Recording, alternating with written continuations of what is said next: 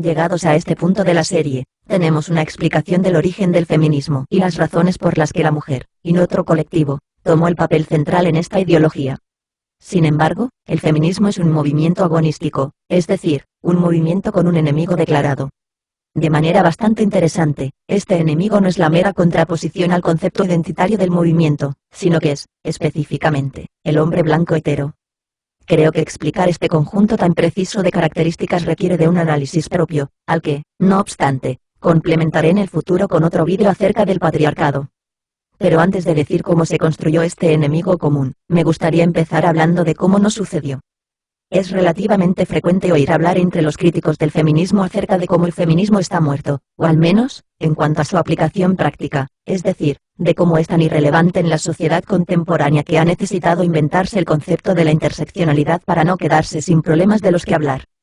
Pero esta teoría no me resulta convincente, y de hecho, contradice lo que habíamos dicho en el segundo vídeo de la serie acerca de cómo el cerebro humano está biológicamente configurado para acumular disfuncionalmente protecciones sin límites sobre las mujeres, de manera parecida a cómo la obesidad procedía de una tendencia similar con respecto a las comidas hipercalóricas. De acuerdo con estos hallazgos científicos, debería ser la mujer, y no las minorías raciales y sexuales, las que constituyesen la mejor baza del feminismo. Además, las fechas no encajan. Según la historiografía feminista oficial, la interseccionalidad sería el factor característico que marcaría la división entre el feminismo de segunda y tercera ola, pero ya habíamos visto en el mito de las olas, que el concepto no había sido acuñado por este motivo, y en el nacimiento del feminismo habíamos podido comprobar cómo las minorías raciales ya habían sido un tema de discusión entre la primera generación de teóricas feministas. Esto nos pone sobre la pista de que la interseccionalidad tiene que ser anterior a la aparición de la reacción antifeminista, y por tanto, no es una estrategia para mantenerse relevante. Otra opción sería considerar las propias hipótesis feministas, que nos aseguran que el enemigo común es el hombre blanco hetero, precisamente, porque el sistema patriarcal ha sido construido por ellos, con la intención de privilegiar específicamente a los hombres blancos heteros capitalistas, y para oprimir a las mujeres, las minorías raciales y sexuales, y las clases bajas. Sin embargo, existe un elemento en la propaganda feminista que creo que es enormemente significativo para nuestro análisis de su caracterización del sistema de opresión masculina, blanca, y heteronormativa. Veamos un par de ejemplos. It's not so white here, look. Bad example. Ignore sweater dog people. A tote bag full of kale. You're killing me, lady. Okay, maybe this neighborhood is mostly completely insufferably white, but that's just the way things are here. It doesn't mean we're racist. I'm sure you're not, Ron, but the fact that so many suburbs are mostly white is no accident. It's the result of decades of racist federal policy that affect us to this day. This practice became known as redlining. Because of these policies, if you lived in the green neighborhoods, it was super easy to get a home loan. Oh, right! I can buy property! But for folks in the red areas, no loans were available. I can barely afford rent with this. There's no fair. The red areas are screwed. Yeah, they were. And do you know why some areas were designated as red? No, but I can guess. Those were the neighborhoods where African Americans and other minorities lived, and redlining systematically prevented them from getting home loans. And this advantage compounded over time. The families in the green or white neighborhoods were able to purchase homes and accrue wealth. The market went up. I can sell my house and buy a bigger one. Whereas the people in the red neighborhoods got none of those opportunities. I can't afford property. I'm behind on my electric bill. Ron, this is Nicole Hannah-Jones. She's a New York Times investigative reporter who covers civil rights issues, including school and housing segregation. Nicole, would you mind telling Ron what most people get wrong about segregation?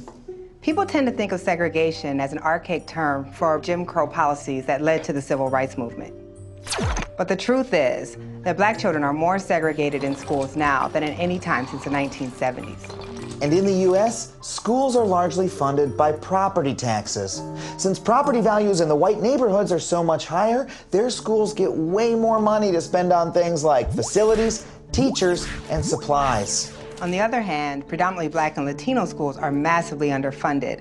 They're less likely to have AP, science, and math courses, and they're the least likely to have experienced and qualified teachers. Worst of all, Black and Latino home seekers still experience 4 million incidents of illegal housing discrimination every year. But, I mean, I didn't do any of that stuff. I'm not racist, and I worked hard to get this house. Of course. But without realizing it, you've also gotten a leg up from America's history of racist housing policies. The suburb you live in was built on a foundation of segregation. And we can't close our eyes to that. But the pay gap affects different women differently. The stat you always hear is that women make 80 cents on the dollar. But hi, that's just white women. Look at this. So here we go. White women, 80 cents on the dollar, abhorrent. Then we have Black women. They make 63 cents on the dollar. What's worse than abhorrent? Really abhorrent. Latinas make 54 cents on the dollar. That's f***ing bullshit. And by the way, indigenous women make 57 cents on the dollar, and that's especially f***ed up because Sacagawea is the dollar coin. Hay algo que todos estos vídeos tienen en común. ¿Dónde están los asiáticos? Evidentemente, los asiáticos están aquí, pero son deliberadamente omitidos por el movimiento feminista, porque desmontarían toda su narrativa de la desventaja heredada insuperable. Al presentar los gráficos de esta manera, se insinúa que, puesto que el hombre blanco gana más que todas las otras categorías, entonces debe de ser que éste oprime a todos los que no pertenecen a su mismo grupo. El miembro superior, y solo él, oprime a todos los demás. Por eso no se pueden permitir incluir a los asiáticos, ya que eso le concedería al hombre blanco el estatus de oprimido, y esto no puede ser. Después de todo, las feministas se esfuerzan notablemente por dejar claro que la opresión es un vector, y nunca una vía de dos sentidos. Sin embargo, el argumento feminista no encaja. En primer lugar, colectivos a los que el sistema supuestamente desfavorece, superan a los propios blancos, y por otra parte, grupos que también fueron históricamente sometidos a la esclavitud y la discriminación racial, tienen niveles de vida superiores a la media de sus opresores. Por supuesto, han surgido discursos legitimadores que trataban de justificar estas anomalías realizando una distinción bizantina entre esclavitud y trabajos forzosos sin remuneración, pero aún así, si las mismas políticas discriminatorias se aplicaban a todas las minorías étnicas, y la desigualdad económica es una herencia negativa que solo puede superarse a través de las cuotas de diversidad, entonces esto no debería suceder. Y todo esto resulta incluso más absurdo cuando el mismo discurso identitario es reproducido a la ligera por feministas de países en los que esta situación nunca existió. El factor real que explica estas diferencias no es la discriminación, sino el cociente intelectual. Y es posible que esto no le siente bien a mucha gente, pero ello no quiere decir que tu raza te condene a ser tonto o listo, ni que la inteligencia vaya a determinar tu futuro a nivel individual. De hecho, el cociente intelectual es una tendencia que nos dice muy poco de las personas concretas, pero que, al tomarlo en grandes masas de gente, resulta extremadamente preciso, porque las diferencias individuales se contrarrestan entre sí. No solo el cociente intelectual medio de cada etnia predice su media salarial, sino que podemos observar el mismo efecto con relación al cociente intelectual medio de cada país y su Producto Interior Bruto, con apenas un puñado de anomalías que son fácilmente explicables por sus circunstancias personales.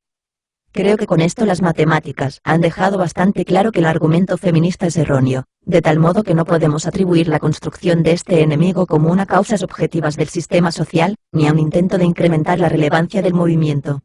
La opción que sí nos queda es, por tanto, la inversa. Son esos otros movimientos los que han parasitado al feminismo para desarrollarse a rebufo de su éxito, explotando la efectividad del sesgo ginocéntrico del que habíamos hablado en el último video. Como había dicho al principio de la serie, las ideologías vienen determinadas por los cambios culturales, que a su vez vienen determinados por los cambios materiales. Por eso, sería una enorme casualidad que, tras probablemente milenios de discriminación contra los negros y los homosexuales, justamente sus movimientos terminasen de convencer a la sociedad en el mismo periodo histórico en que las feministas estaban teniendo su revolución sexual. Justamente en este pequeño espacio tan abarrotado de la historia. Fue precisamente la eliminación de las restricciones sexuales, que la invención de la píldora posibilitó, lo que permitió surgir a un movimiento feminista que defendiese un cambio social de valores, que por cierto, ya se estaba dando, y que a su vez supuso una oportunidad de oro para negros y homosexuales de hacer valer sus derechos acogiéndose a este movimiento. Así, la razón por la que el hombre blanco heterosexual es el enemigo común, es porque existe un interés por parte de este tipo de movimientos de combinar y confundir sus propias causas con las del movimiento feminista, con la esperanza de que el público general le compre sus ideas, como parte de la lucha feminista.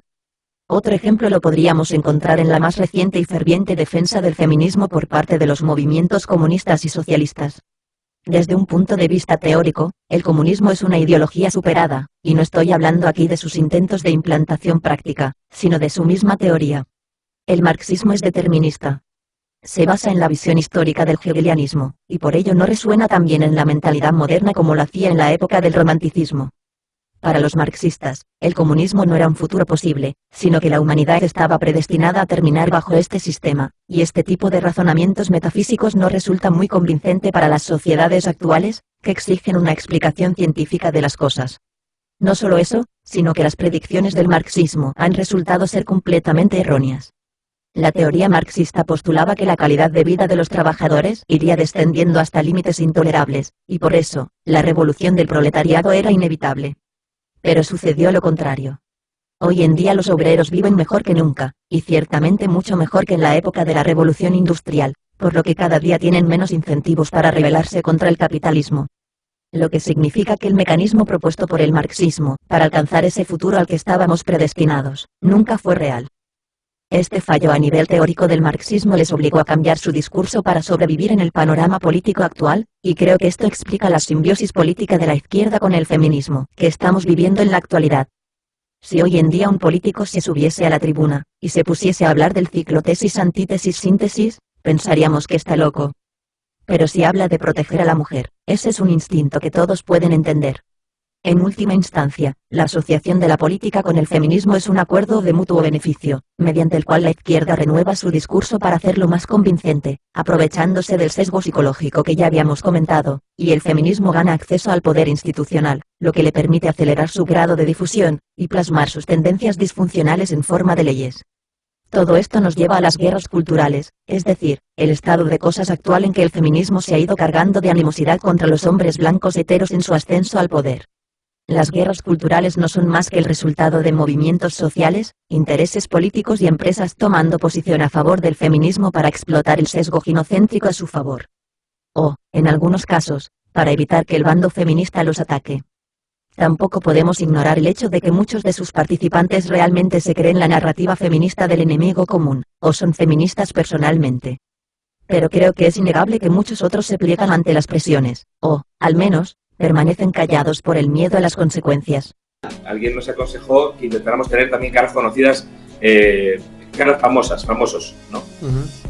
Y nos encontramos, bueno, hablamos con más de 60, 70 personas famosas del mundo del cine, de la televisión, de la música, y todo el mundo nos apoyaba, todo el mundo nos entendía, todo el mundo nos quería ayudar, pero tenía que ser de forma anónima. Entonces, pues... Un famoso anónimo es... Un famoso anónimo no sirve de nada, es ¿no? un famoso inútil. Entonces, bueno, pues sí contamos... Donchu, por ejemplo, sí ha participado en el documental, ha participado también en Lichis, de la cabra mecánica, y bueno, ha participado más gente también un poquito en la sombra, dando cobertura desde sus redes sociales y demás, pero sí hay mucha gente que se ha echado atrás, incluso gente que se echó atrás el día antes de rodar.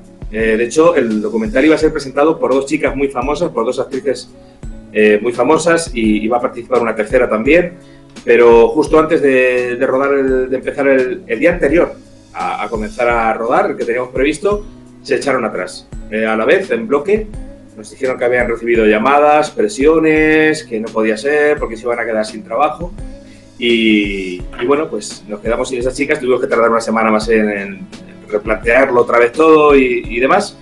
Y bueno, hay muchos famosos que han tenido este tipo de problema, muchas famosas también que estaban de acuerdo y que querían colaborar, pero todos de forma anónima. Y hay que tener en cuenta que hay gente que vive de su imagen, es decir, viven de su imagen, es gente que, pues eso, que se pueden encontrar con que lleguen mañana a rodar una película y no los quieran contratar porque les han visto que alguien ha dicho que es un machista. O pueden ir al teatro y encontrarse con que en la puerta hay 10, 15 personas bloqueando la entrada con cartelitos y olvídate que no puedes entrar, porque eso es intocable, lo hemos visto una vez. Desgraciadamente tenemos ese problema y hay muchísima gente que no se puede expresar libremente por miedo a lo que le puede ocurrir, porque sabemos que hay mucha violencia en contra nuestra. Podemos ver esta hostilidad en todo tipo de productos culturales. Cómics, juegos, películas, etc. Recientemente, es cada vez más común ver al hombre blanco hetero como el responsable de todos los males, y a las mujeres y las minorías raciales como cúmulos de virtudes incorruptibles. Sin embargo, esto, por sí solo, no es suficiente para demostrar que existe una campaña sistemática e intencional de presentar así al hombre blanco. El argumento feminista es que, simplemente, que los hombres blancos sean los malos y las minorías sean los buenos en una historia, no demuestra malicia por parte de los creadores. Y de hecho, tienen razón. Podría haber sido casualidad. Podrían ser nuestros propios sesgos los que nos hiciesen fijarnos en aquellos casos que parecen confirmar nuestros prejuicios, e ignorar aquellos en que esto no sucede. En este punto, el argumento feminista es perfectamente válido. Sin acceso a indicios sobre la toma de decisiones de los creadores, no podemos inferir su intencionalidad a partir de su comportamiento, y por tanto, no podemos descartar que todo haya sido una casualidad. Podría ser que el anuncio sobre la brecha salarial hubiese dejado fuera a los asiáticos por casualidad. Podría ser, también, que el anuncio de Gillette no hubiese dividido racialmente a los buenos y a los malos de manera consciente.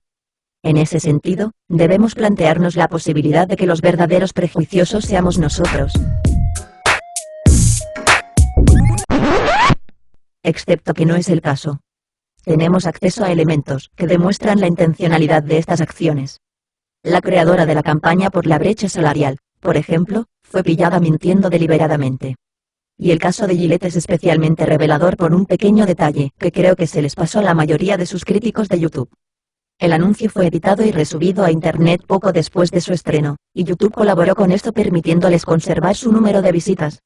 Este cambio, de hecho, habría pasado desapercibido por completo si no hubiese habido personas que ya se habían descargado la primera versión antes de que fuese retirada. Esta es la primera versión del anuncio. Is this the best a man can get? Is it?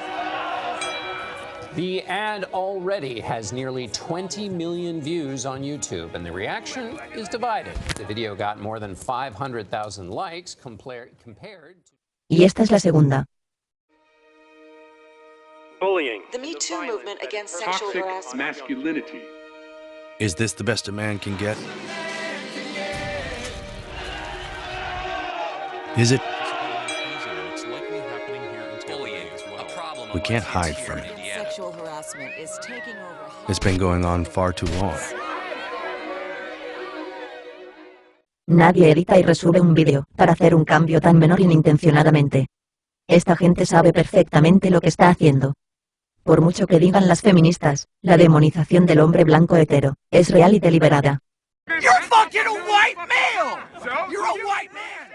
Con buenas intenciones, según la retorcida mentalidad feminista, pero deliberada. Creo que ha quedado sobradamente demostrado cómo la construcción del enemigo común del feminismo es el fruto de los intereses ideológicos de varios otros grupos sin relación, pero con incentivos para aliarse con el feminismo, agravado por la polarización de las recientes guerras culturales. Si unimos todo esto a lo que ya hemos averiguado con respecto al feminismo, empezamos a tener una imagen más clara de su evolución histórica. Ahora es el momento de meterse de lleno en las causas y consecuencias inmediatas de la revolución sexual, y eso mismo haremos en el próximo video.